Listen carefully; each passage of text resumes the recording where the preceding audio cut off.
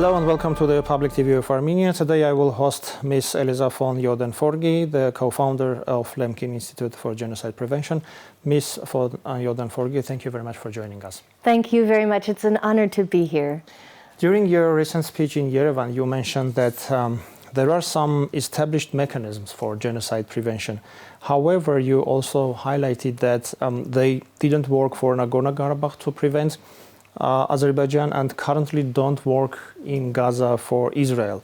Why these mechanisms don't work when it comes to the genocidal actions on the ground? Yeah, that's a very good question. And we at the Lemkin Institute, we were actually surprised that so little was put in place in terms of genocide prevention mechanisms by the international community related to what was happening in Artsakh. The mechanisms are only useful and they only work if they're used. And the international community was remarkably silent on the genocidal patterns being pursued by Azerbaijan, as well as Ilham Aliyev's genocidal speech, right? His genocidal rhetoric, which was really clear to all genocide scholars, genocide prevention organizations, the Lemkin Institute, Genocide Watch, the International Association of Genocide Scholars, to name just a few, were sounding the alarm really starting with the war in 2020, where there were genocidal atrocities committed by Azerbaijan, but up through, of course, the blockade, and then really in the weeks before September 19th, 2023, when Azerbaijan invaded Artsakh, we were setting off all sorts of alarms and scrambling, to communicate to the powers that be that this is genocide.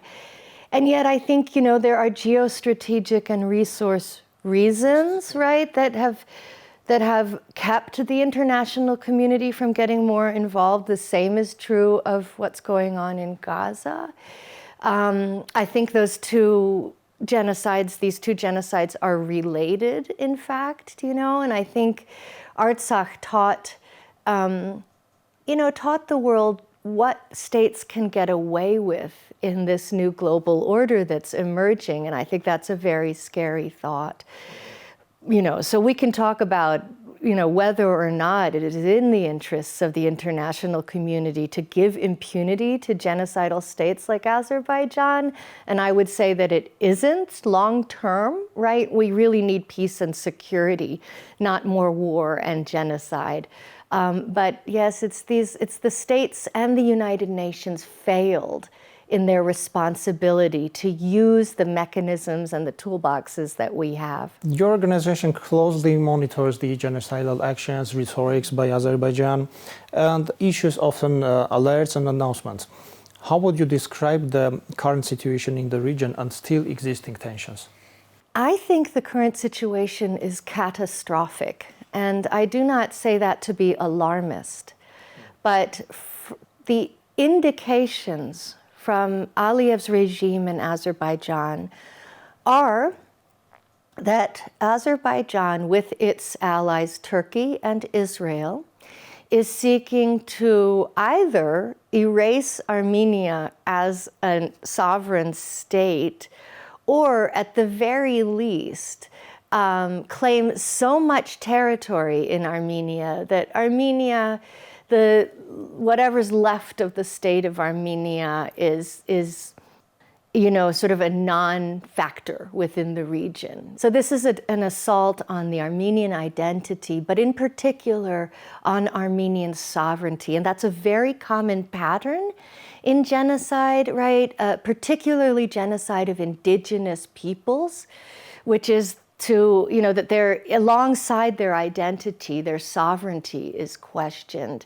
And so what we see here are speech acts by Aliyev that suggest that he's going for really the elimination of Armenians as a strong factor in the region, but also a pattern of slow genocide. It's what we call it at the Lemkin Institute, this sort of genocide by 1,000 cuts, constantly cutting Armenian space and Armenian sovereign territory away by making more and more land claims. But he also announces that he doesn't have any territorial claims to Armenia, and he recognizes Armenia's sovereignty? I think he's speaking, well, if he announces that, and he does, that's true, then he needs to stick with one story. But I think he's speaking out of both sides of his mouth. And he seems to have messaging that is beautifully curated for the international community, where he wants Azerbaijan to be seen as this utopia of diversity, right, and tolerance. But then he has a total different messaging for people in this region, for Armenians, and then for his own people in Azerbaijan, that is much more belligerent and much more genocidal. And so he's playing a game. A game. So what toolkits do you have at Lemkin Institute to invite the international community's attention on this genocidal, aggressive behavior of Azerbaijan? Yeah. So, we release these our red flag alerts, right, statements, SOS alerts, and active genocide alerts. We send them to relevant offices and our contacts, right, both at international organizations and in various states. We want very much to create the language of genocide prevention as it relates to this region. I think that the international community needs to be very, very forthright that Aliyev uses genocidal language. There's no question.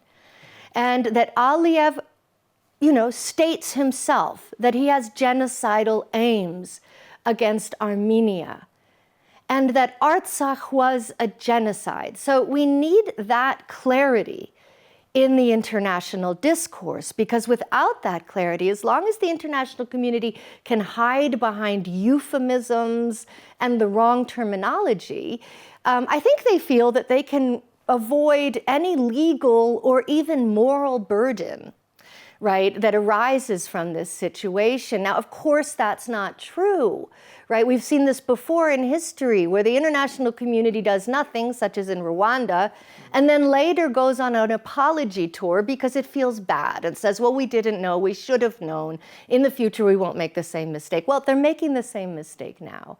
And they need to see that. And I would like to see the international community get involved, right, in real peace building. It's hard to do, but it's not in their interests, right, in anybody's security interests or geostrategic interests or resource interests to have a war.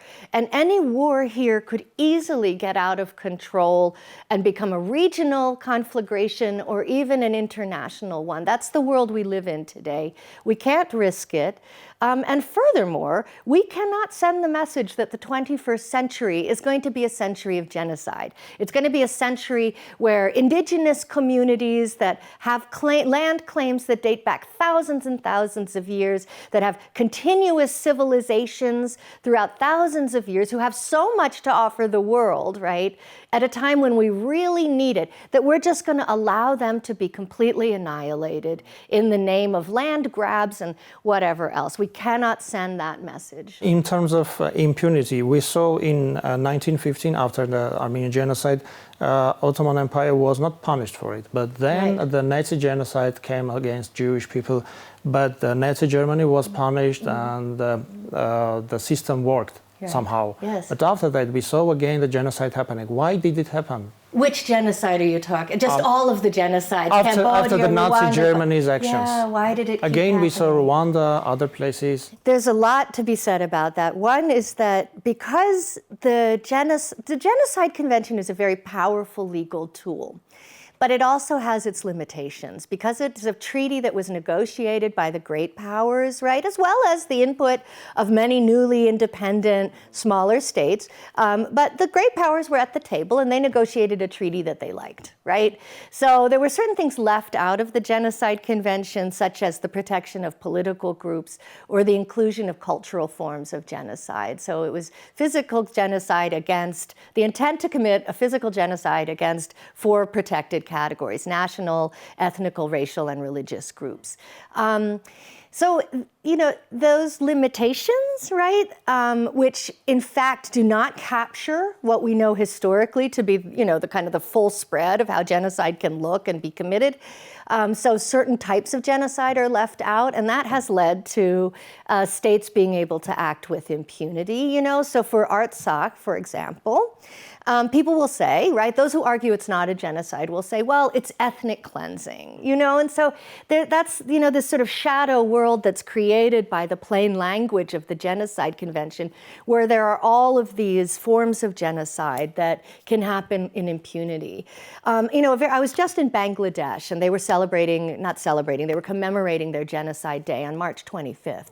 And we were talking about how the Bangladeshi genocide was really a punishment of Bengalis by the East Bengalis, or the East Pakistanis who were Bengalis, by the West Pakistanis for wanting their own self-determination, for wanting sovereignty.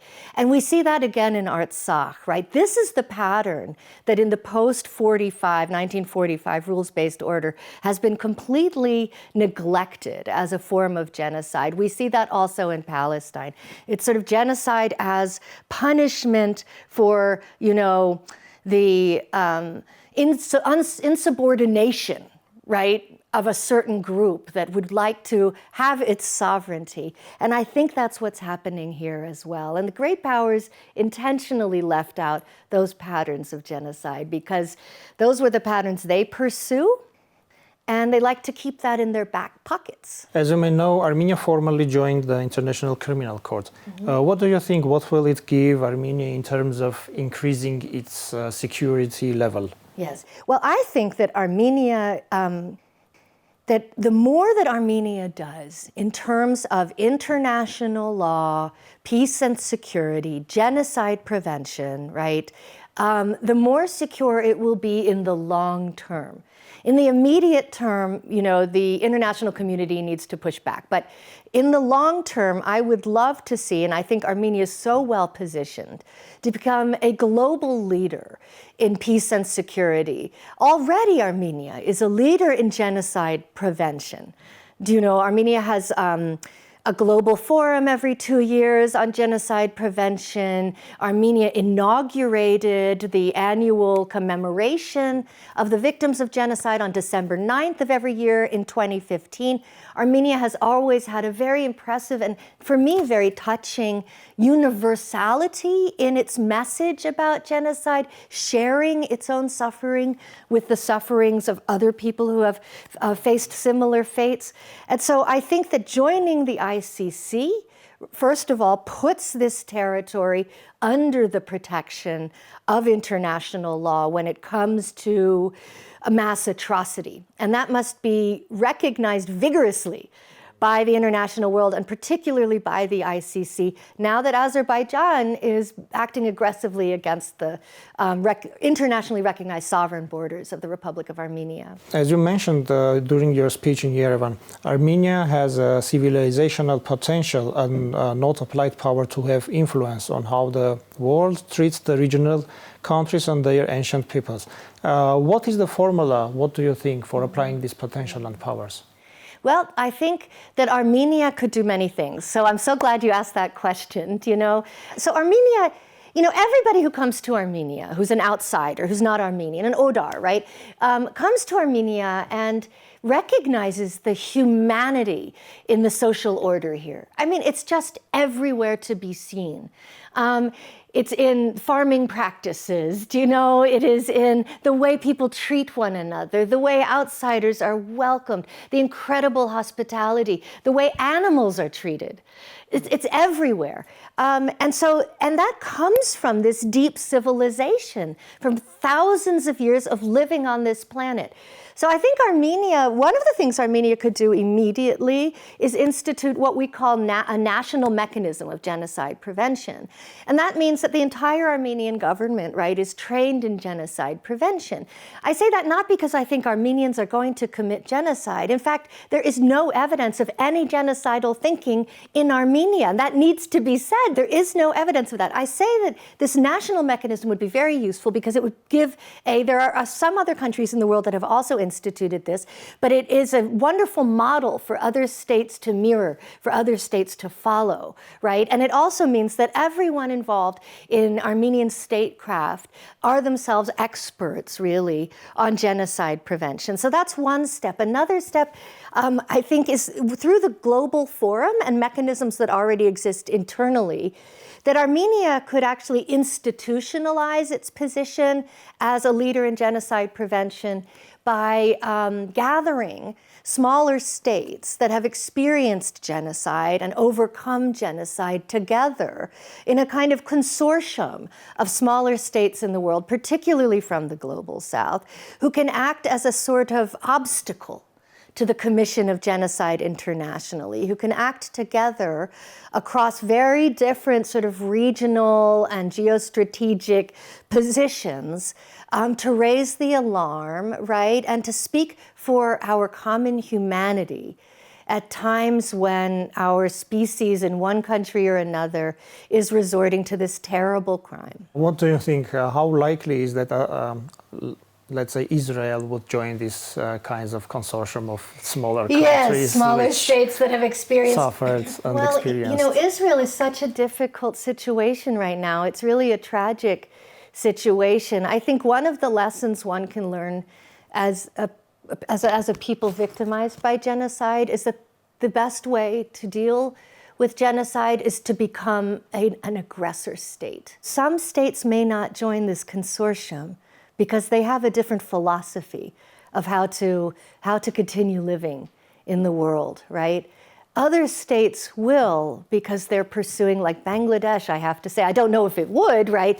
But it has the potential to join such a consortium because it is pursuing a policy of active peacemaking in its region, do you know? And so it really would be, you know, a coalition of the willing, to use that term, of states that have learned a different lesson than Israel, right, about what to do after genocide. Ms. Von Joeden-Forgey, thank you very much for joining us. Thank you very much. It's been an honor to be here. Thank you. Thank you.